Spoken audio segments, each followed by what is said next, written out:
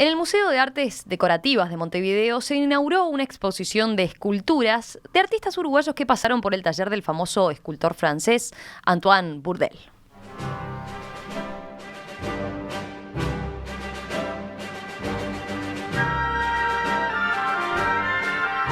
Su título, El aura de Antoine Bourdelle, analiza la influencia de este gran artista en el panorama de la escultura nacional durante la transición entre los siglos XIX y XX. Esta es la invitación para ver qué nos propone Rosario hoy.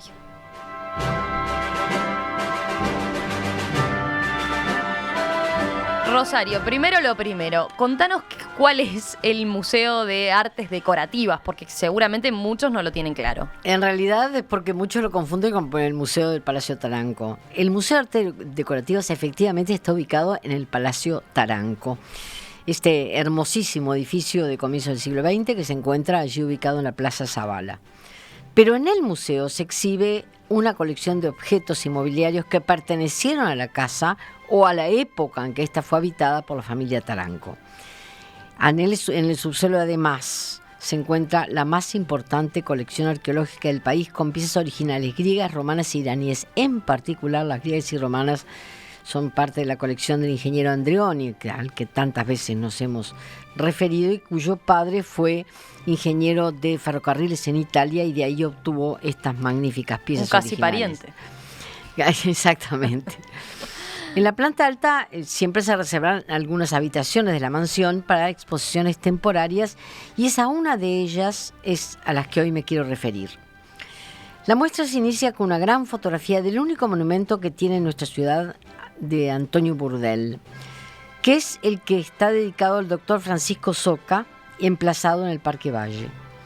Conocidas las relaciones que tuvieron en París su esposa y su hija Susana Soca, no es de extrañar que le fuera encomendado el diseño del monumento a un tan prestigioso artista en ese momento. Bourdelle murió antes de terminar este trabajo, pero este fue concluido por alumnos suyos según el proyecto del maestro. También existe en Montevideo una copia de otra obra suya, que es la cabeza del músico Beethoven, que se exhibe en la misma primera sala que inicia la exposición. Dicen que Bourdelle tenía particular fascinación por la fisonomía del genial músico, a quien decía parecérsele físicamente. Mira. Pavada de comparación se hacía, ¿no? ¿Y qué pasa en... Modesto no era el hombre, ¿no?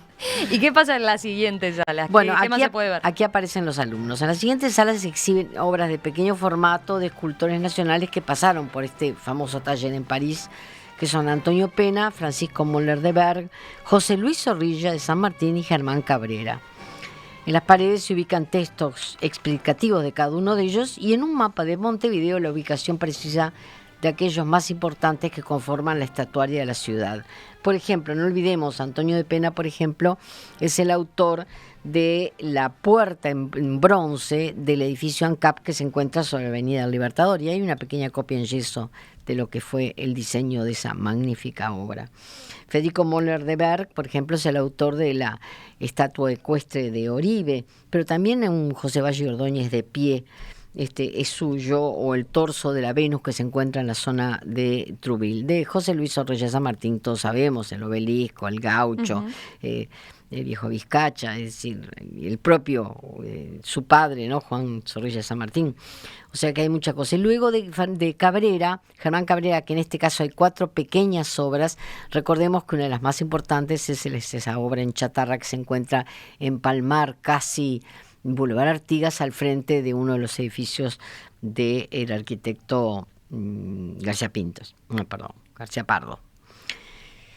Los curadores de esta muestra fueron el director del Museo de Artes Decorativas, Fernando Lustanó, y Enrique Badaró Nadal. Con el primero de ellos conversé a propósito de la figura de Bourdelle y esta influencia suya en artistas uruguayos. Fernando, ¿quién fue Antoine Bourdelle? Antoine Bourdelle fue un escultor francés que nació en 1861 en una pequeña ciudad a unos 50 kilómetros al norte de Toulouse. Fue una especie de persona, digamos, implicada con todas las formas del arte desde temprana edad. Se formó en la Escuela de Bellas Artes de su ciudad más importante, próxima al lugar de nacimiento, la que nombrábamos Toulouse. Luego se fue a París, continuó sus estudios en la Escuela de Bellas Artes de París, fue discípulo de Rodin, trabajaron juntos, en determinado momento lo abandonó en la búsqueda de sus propios horizontes estéticos y terminó sus días en la plenitud de su fama en 1929, en esa década prodigiosa de la década del 20, donde pasaron tantas cosas y incluso se podría decir que la adscribió algunas de las formas de la modernidad que ocurrían en esos días. ¿Y cuál es la vinculación que tienen con los escultores que aquí están representados en tu exposición? Claro, mira, nosotros hablamos de unos 7 escultores uruguayos que estuvieron vinculados a Burdel. 4 de ellos están representados con obra en esta muestra que se llama El aura de Antoine Burdel en Montevideo, que son José Luis Zorrilla de San Martín, Antonio Pena, Federico Moller de Berg y Germán Cabrera. Hay 3 más que en esta oportunidad no pudimos rendirles tributo como se merecen, que son Mañé, Sabio y Gervasio Furest.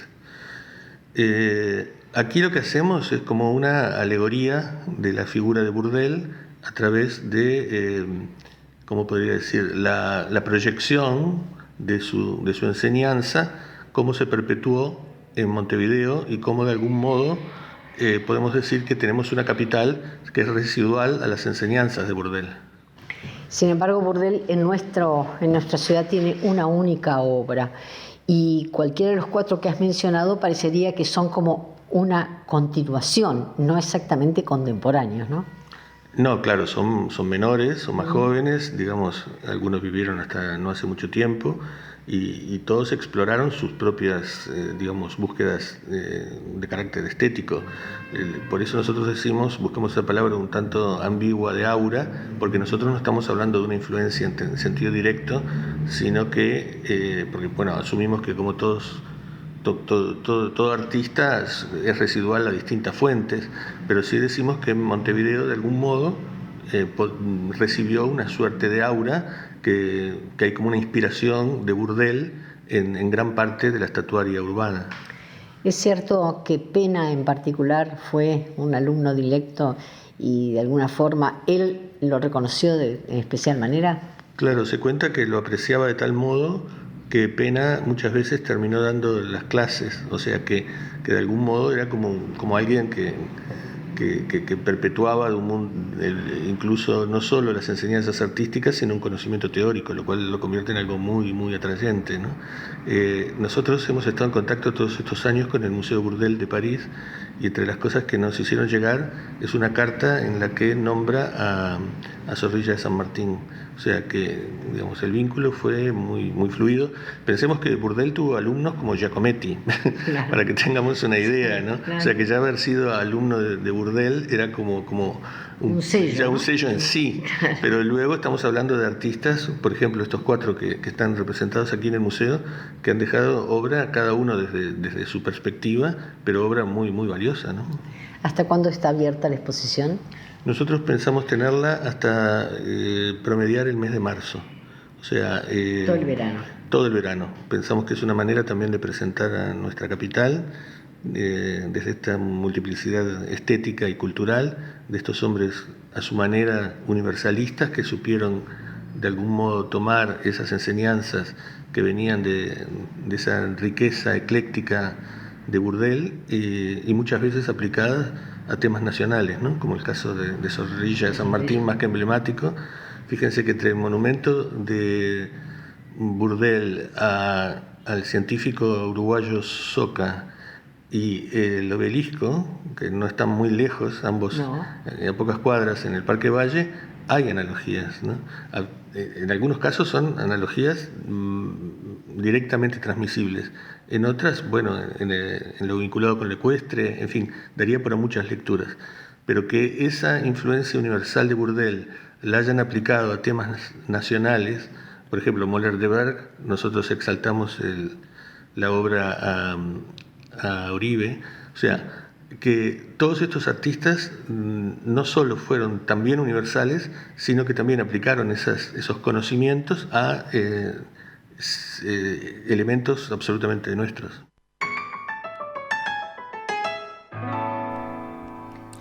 Sobre el monumento a Soka, recuerdo haberme referido oportunamente aquí en estos micrófonos con infundado sentido crítico, debo admitirlo, señalando que me pareció un basamento desproporcionadamente grande para la estatua del doctor que sobre él se erige.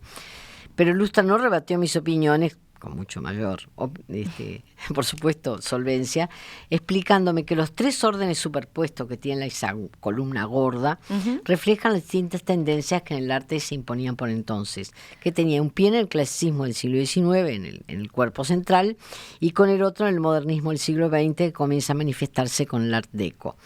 También defendió la monumentalidad, de acuerdo a un emplazamiento que está un poco desvirtuado, era el Parque Valle, frente a Avenida Italia y con el arranque mismo de lo que entonces se llamaba Avenida Centenario y ahora es La Rañaga.